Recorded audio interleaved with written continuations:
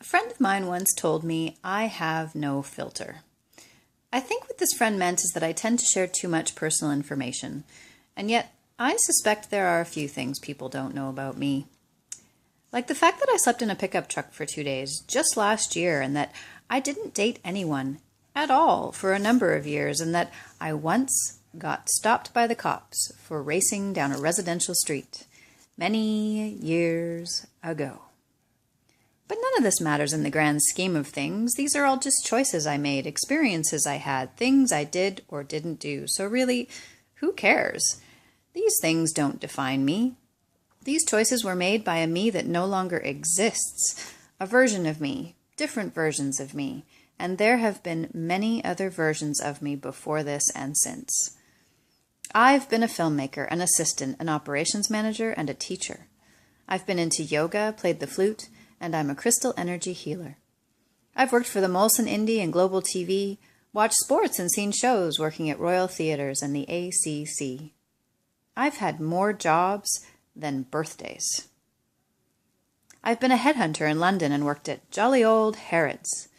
I've been a writer in Nerja, taught English in Seville. I've worked in a grocery store, a bakery, a bank, and a truck stop, canvassed houses, promoted artists, served drinks in nightclubs and restaurants. I've spent too many hours behind a computer under fluorescent lights, supporting executives, taking minutes. God, that was a depressing life. I've banged my head on a boardroom table in the midst of a meeting. Quit a job on day one saying, I've made a mistake. I'm leaving. And so here I am, and this just scratches the surface. All these things that I've done, yeah, they've had an effect on me, formed a certain part of my personality. And no, I didn't win Miss Congeniality, but I did win the Ms. Reliability Award once. It's just a shame I wasn't there to receive it. I had a job interview at a radio station, told them I didn't like working for big corporations. They explained that they were a part of Rogers Communications. At which point I laughed and simply said, "Oops."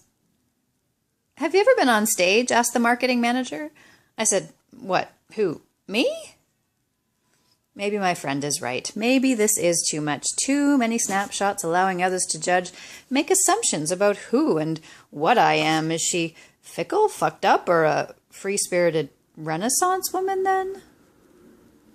That marketing manager seemed to think that I should be on stage. I wonder what he'd say if he could see me now.